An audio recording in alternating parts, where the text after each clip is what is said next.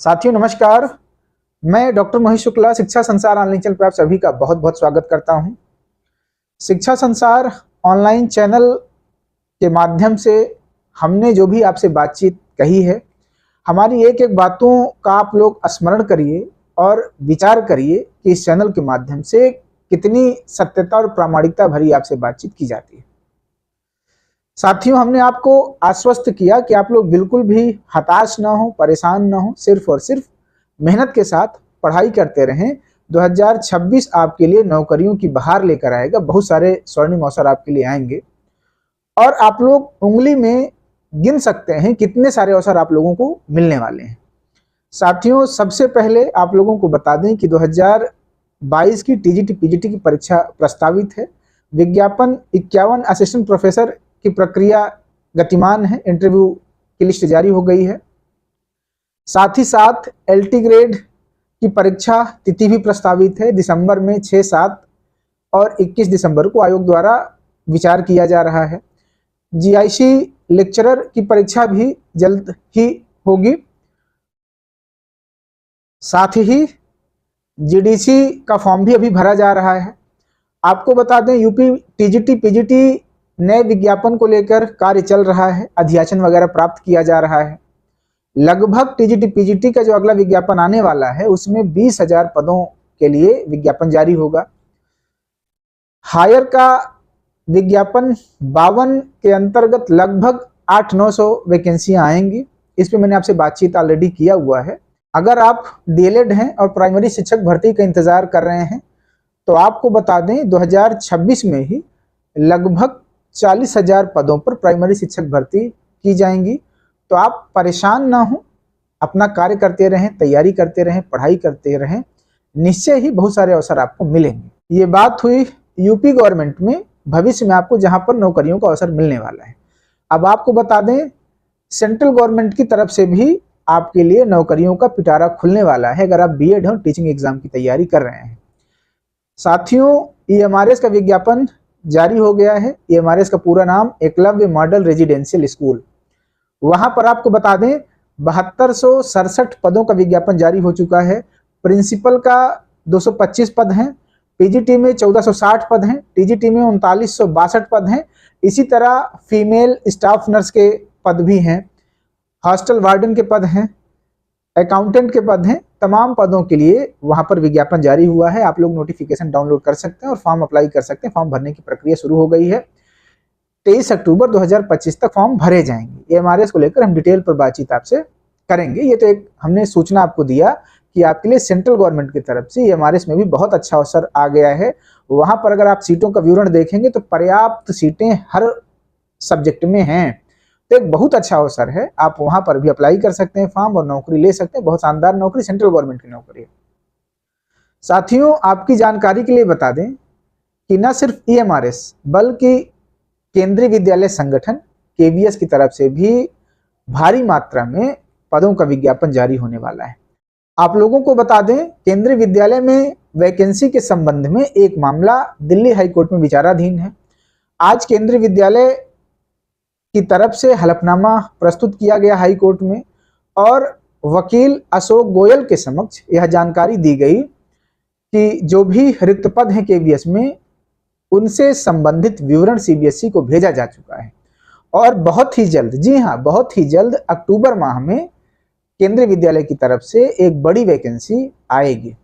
इसमें भी प्रिंसिपल की वैकेंसी होगी, पीजीटी की होगी, टीजीटी की होगी, स्टाफ नर्स की होगी। तमाम तरह की वैकेंसी जो भी केंद्रीय विद्यालय में भर्तियां की जाती हैं वो सारे पद आपको देखने के लिए मिलेंगे। पीआरटी की भी वैकेंसी होगी। तो आप लोगों को केवीएस में भी एक बहुत शानदार अवसर मिलने वाला है। अगर आप केवीएस में नौकरी करने की इच्छुक हैं सेंट्रल गवर्नमेंट में, तो केवीएस के लिए भी आप लोग फॉर्म अप्लाई कर सकते हैं। न सिर्फ केवीएस बल्कि नवोदय विद्यालय समिति अर्थात एनवीएस में भी बहुत जल्द आप देखेंगे कि आपको वैकेंसी देखने के लिए मिलने वाली है। साथियों, सारी बातचीत आप भविष्य में परख लीजिएगा। शिक्षा संसार ऑनलाइन चैनल के द्वारा आपको जानकारी दी जाती है और यह 100% प्रामाणिक जानकारी है। तो नवोदय में भी एक बड़ी वैकेंसी आपको देखने के लिए मिलेगी। इधर लगभग 2-3 साल से नवोदय में भी कोई वैकेंसी नहीं आई, तो आप लोग देखेंगे कि वहां पर भी आपको एक अवसर मिलने वाला है। केवीएस और नवोदय को मिलाकर एक बड़ी वैकेंसी देखने के लिए मिलेगी। आपको बता दें कि केवीएस और नवोदय दोनों को मिला करके लगभग 12-13 हजार पदों का विज्ञापन आएगा। साथ ही साथ आपको बता दें कि डीएसएसबी में भी वैकेंसी आएगी। भाई अब कितनी वैकेंसी आपको चाहिए? आपको सिर्फ और सिर्फ ईमानदारी के साथ, बिना किसी तनाव के, बिना किसी प्रेशर के, मस्त होकर के पढ़ाई करना है। और अगर आप पढ़ाई करेंगे तो मैं बार बार इस बात को दावे के साथ कह रहा हूं कि 2026 आपके लिए स्वर्णिम अवसर लेकर आने वाला है। बस आपको ईमानदारी के साथ मेहनत करना है, पढ़ाई करना है, क्योंकि आपको सिर्फ एक नौकरी चाहिए। आपका टीजीटी पीजीटी में हो जाएगा, आपका एलटी ग्रेड में हो जाएगा, जीआईसी लेक्चरर में हो जाएगा, ईएमआरएस में हो जाएगा, केवीएस में हो जाएगा, नवोदय में हो जाएगा, अदर स्टेट का भी आपने फॉर्म भर रखा होगा। तो आपको बहुत सारे अवसर मिलने वाले हैं और इतने सारे अवसरों के बीच रोना बंद करिए, पढ़ाई पर काम करिए। मैं 8 घंटा पढ़ने के लिए, 10 घंटा पढ़ने के लिए नहीं कह रहा।